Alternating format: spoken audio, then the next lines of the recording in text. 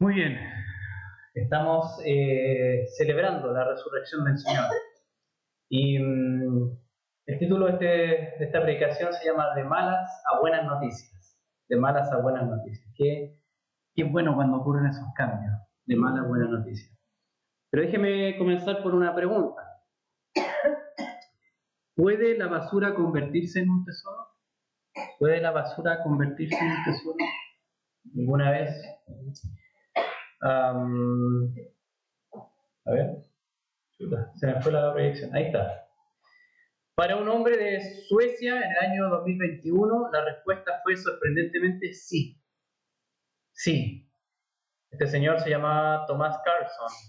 Es un excursionista que suele dar paseos en los bosques de su país. Y un día estaba reconociendo un lugar, afinando sus instrumentos de orientación, y de pronto ve que algo brilla en la superficie de la tierra. Él pensaba que lo que había encontrado era una especie de basura de metal que los animales habían desenterrado. Y al acercarse, le pareció que se trataba de joyas falsas, tal vez, que se veían como nuevas. En ese minuto él podría haber ignorado el descubrimiento y se va nomás, ¿qué me importa a mí? O pedir a algún experto que pudiera ayudarle a determinar si lo que había encontrado era basura o un tesoro de la antigüedad. Y el hombre optó por la segunda opción. Y para su sorpresa, el doctor Johann Link, profesor de arqueología de la Universidad de Gotemburgo, examinó esto que había encontrado y dijo: la mayoría de los objetos encontrados son de bronce y están asociados a una mujer de alto rango de la edad del bronce. Los objetos, entre los que se incluyen collares, cadenas y broches muy bien conservados, datan entre el año 750 al 500 a.C. Eso es lo que él había encontrado. En ese minuto la vida de Tomás dio un giro en 180 grados. Pasó de ser un encuentra basura a un descubridor de un tesoro que no estaba buscando ni esperaba encontrar, pero que sin duda le trajo mucha alegría hacerlo. Encontró un tesoro así por casualidad. Y esta historia es parecida a lo que sucedió con María Magdalena. Aquel día que encontró la tumba vacía, sin buscarlo ni esperar encontrarse con algo así. Ella fue testigo del mayor tesoro que Dios tenía preparado para la historia de la salvación: Jesús resucitado. Este encuentro lo cambió todo para ella y pasó de dar malas noticias a buenas noticias a los discípulos de Jesús. Y eso es lo que vamos a estar viendo hoy día. De malas a buenas noticias, de la muerte a la resurrección. Oremos al Señor. Padre, te alabamos ya por el solo hecho de tu obra maravillosa de la resurrección en Cristo.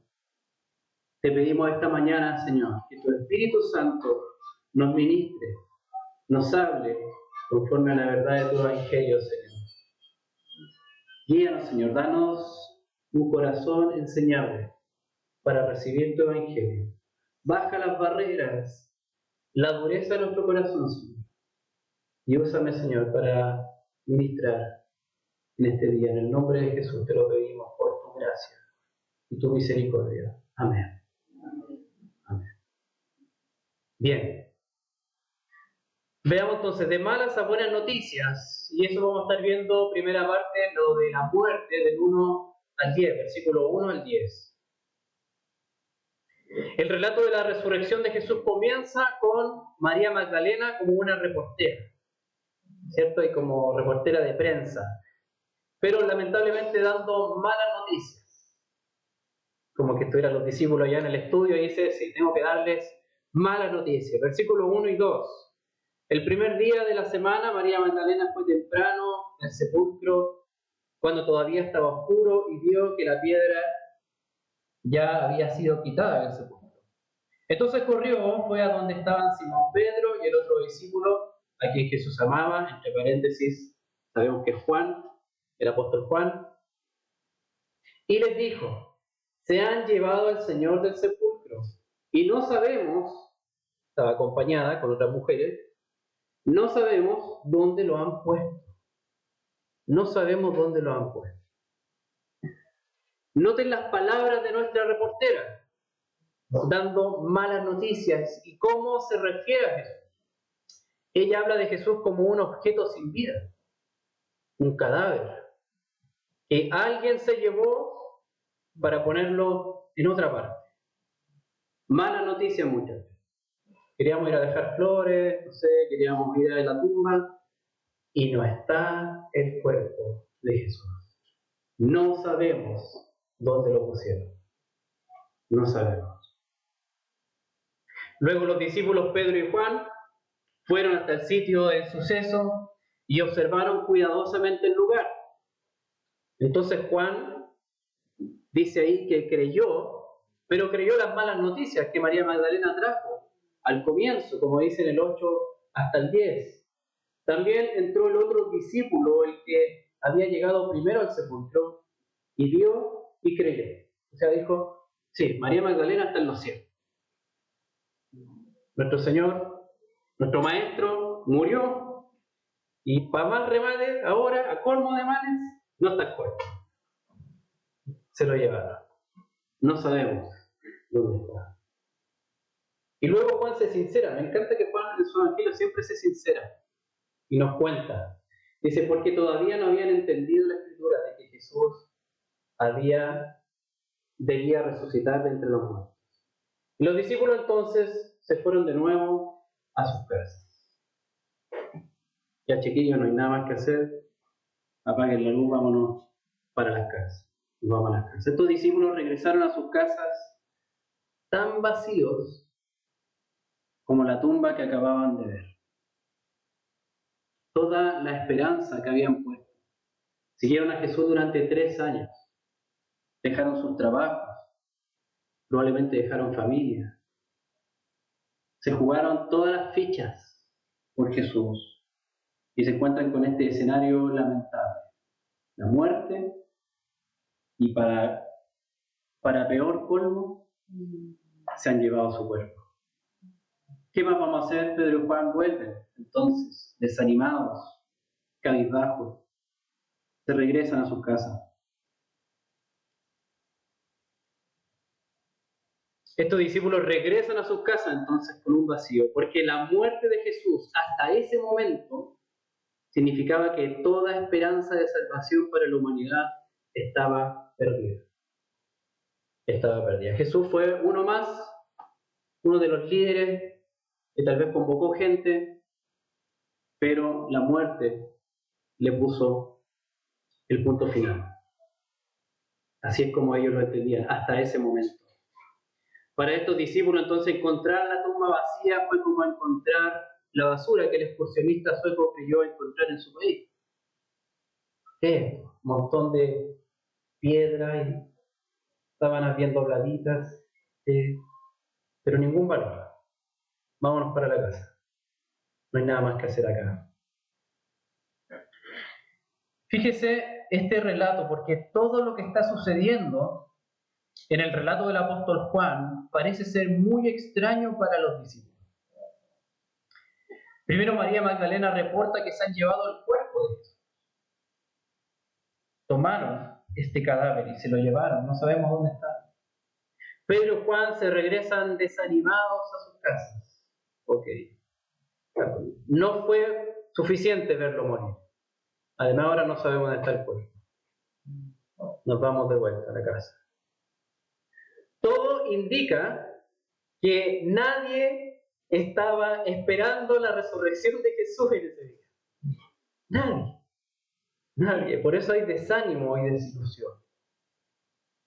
Y es lo que nos pasa a nosotros también, si no nos encontramos con Jesús resucitado. Por eso es que necesitamos encontrarnos con Jesús resucitado para disfrutar el gozo del Evangelio. Necesitamos encontrarnos con Jesús vivo, ahora, real, resucitado, para disfrutar el gozo del Evangelio. Entonces estamos en la parte de las malas noticias. Malas noticias, muchachos, dice María Magdalena. Se han llevado el cuerpo de Jesús. Veamos ahora, pero todavía no. La otra parte, la buena noticia, de la muerte a la resurrección. María Magdalena, entonces, nuestra reportera estrella, no se ha ido aún del sitio del suceso, está ahí, aunque deshecha, llorando desconsoladamente. Y dos ángeles le han preguntado, ¿por qué llora? Y ella sigue repitiendo lo mismo. Se llevaron el cuerpo de mi Señor, no sé dónde lo han puesto. Hasta que Jesús mismo sale a su encuentro, en versículos 14 al 16, y le dice, al decir esto se volvió y vio a Jesús, que estaba allí, pero no sabía que era Jesús. Mujer, ¿por qué lloras?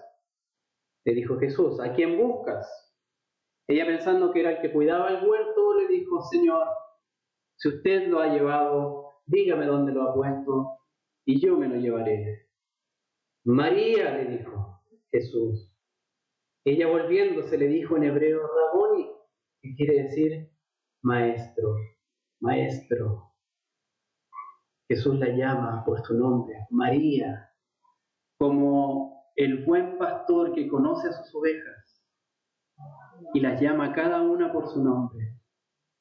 Jesús se presenta a María Magdalena como el Cristo vivo, resucitado, y esto lo cambia todo, todo. Imagino cómo la mente de María Magdalena estará así como, ¡guau! ¿Qué? ¿Qué es esto? Aunque María Magdalena desesperadamente lo intenta sujetar.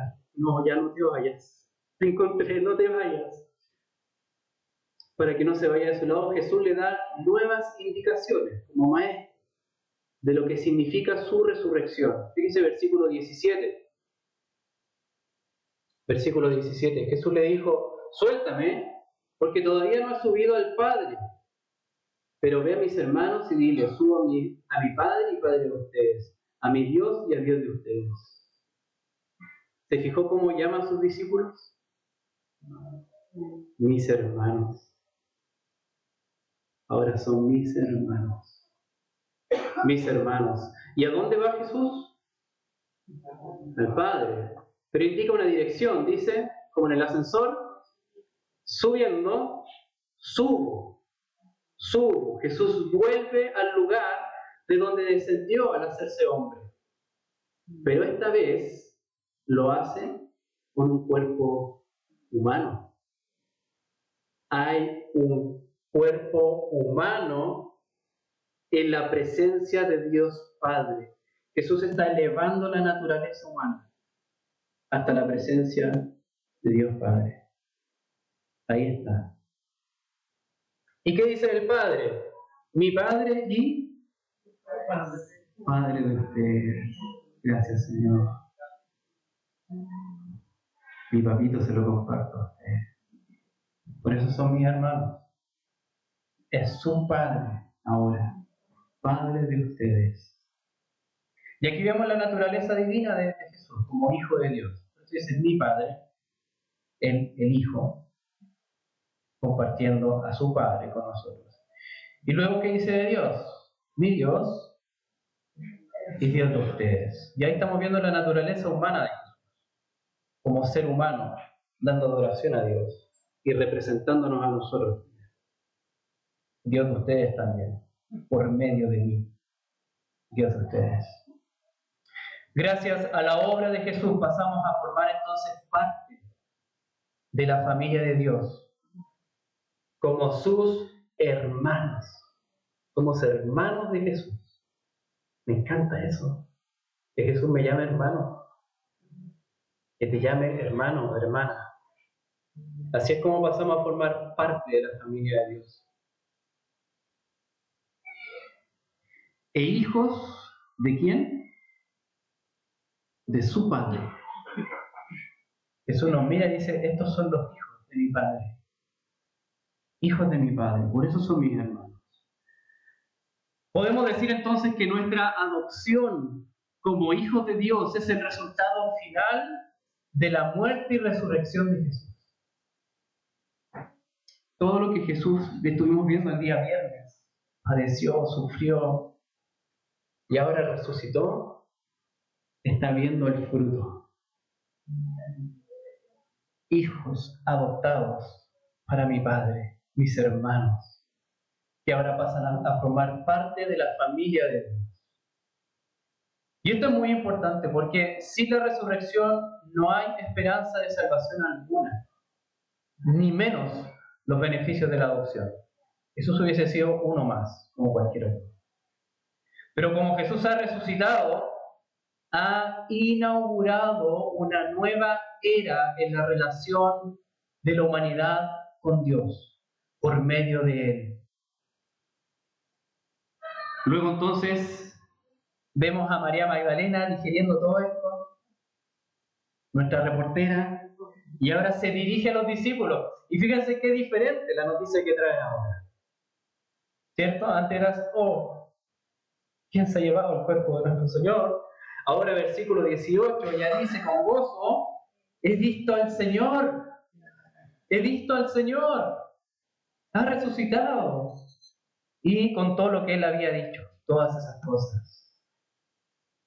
He visto al Señor, he visto al Señor, y esto lo cambia todo, queridos hermanos. Por eso necesitamos encontrarnos con Jesús resucitado para disfrutar el gozo del Evangelio. Deseamos encontrarnos con Él, más que con ritos o cosas religiosas, que pueden ser buenas, pero lo importante es Él. Necesitamos encontrarnos con Jesús resucitado para disfrutar el gozo del Evangelio, para cambiar de malas noticias a buenas noticias para nuestra vida y para los demás. Déjeme decirle, para muchos la resurrección es un acontecimiento difícil de creer. Ayer lo comentábamos en la COP también, ¿cierto? Cuando veíamos los discípulos que dudaban. Es difícil de creer. Hay quienes aceptan toda la enseñanza de Jesús como un buen maestro, alguien lleno de sabiduría para la vida, pero no aceptan que haya resucitado. Estos son como los discípulos en primera instancia, que vieron una tumba vacía, pero nada más. Una tumba vacía, un montón de telas bien dobladas, pero nada de qué sorprenderse con la obra de Dios. Tal vez, quizá, hay alguno que incluso viene a la iglesia cada domingo, pero luego se van a sus casas y vuelve el vacío de nuevo a sus vidas. Necesitamos encontrarnos con Jesús resucitado para disfrutar ese gozo del Evangelio. Pero déjame decirte que el relato del apóstol Juan es muy confiable. No solo porque creemos que el Espíritu Santo lo inspiró, sino que además tenemos un detalle histórico, no menor para su época, en lo que él relata. Se trata de que nos cuenta el testimonio de una mujer como primer testigo ocular de la resurrección. Y yo digo, bueno, ¿y qué? A nosotros a lo mejor no nos hace mucha bulla, pero en esa época, en esa cultura, se consideraba que el testimonio de una mujer no era confiable. Cuando había juicio se llamaba hombre y se escuchaba al hombre que tenía que decir, no una mujer. Por lo tanto, si alguien quiere inventar una historia ficticia, no va a poner en riesgo su credibilidad, señalando que mujeres son las primeras que lo vieron resucitado. Y si lo hace, yendo contra la cultura, porque efectivamente sucedió así. ¿Cuántas diciendo, así pasó? No voy a cambiar esto para sonar más creíble. Fueron ellas primero. Me gusta pensar eso, cómo Cristo también honra a quien en su época tenía menos honra, presentándose resucitado y encargándole el mensaje de la resurrección. Vayan, compartan esto, díganle a los otros que todavía no entienden mucho. Sí, resucitado, aquí estoy. La resurrección de Jesús entonces es el punto principal de la fe cristiana. No es un detalle nomás que podemos obviar. Es el punto principal porque confirma lo que el apóstol Juan hace notar en el versículo 9, ¿cierto? Que dice, todavía no habían entendido la escritura de que Jesús debía resucitar de entre los muertos. Según la escritura, Jesús debía resucitar de entre los muertos. Y eso es lo que pasó. Y ahí se confirma entonces todo lo que la escritura, el Antiguo Testamento había dicho acerca de Jesús. De lo que Dios iba a hacer, de la manera como Dios iba a salvar a la humanidad por medio de este Mesías. Y como leímos el Salmo al comienzo, su cuerpo no quedaría en la corrupción, sería sacado, levantado.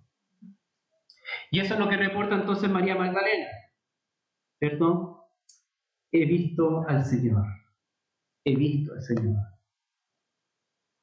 Con María entonces también nosotros necesitamos encontrarnos con Jesús resucitado para disfrutar el gozo del Evangelio. Encontrarnos con Él vivo ahora. ¿Cómo lo hacemos en la práctica? Tal como María, versículo 16. ¿Qué es lo que escuchó ella primero? Su nombre. Escuchó a Jesús llamándola, ¿cierto? María, María. Y Jesús también llama hoy en día. También nos llama a nosotros por nuestro nombre. Quizás nos hacemos los sordos, como que no escuchamos. Algunos inventan que tienen un tinnitus que no quieren escuchar. Pero sigue llamándonos. Sigue llamándonos. Por lo tanto, escuchemos a Jesús. Cómo Él nos llama, de distintas maneras, de distintas formas. Nos está llamando como ese buen pastor que conoce a sus ovejas y la llama a cada una por su nombre. Y ellas reconocen su voz. Como María. Maestro, eres tú, eres tú. ¿De qué otra manera podemos llevar a la práctica esta palabra? Disfruta la nueva relación con Dios. Versículo 17. Mi Padre y Padre de ustedes. Mi Padre y Padre de ustedes. Me emociona pensar que Jesús me comparte su Padre conmigo. Y así es como Él quiere que nos relacionemos con Él, con Dios. Ya no más lejano, ya no más como el jefe que le dicen a algunos,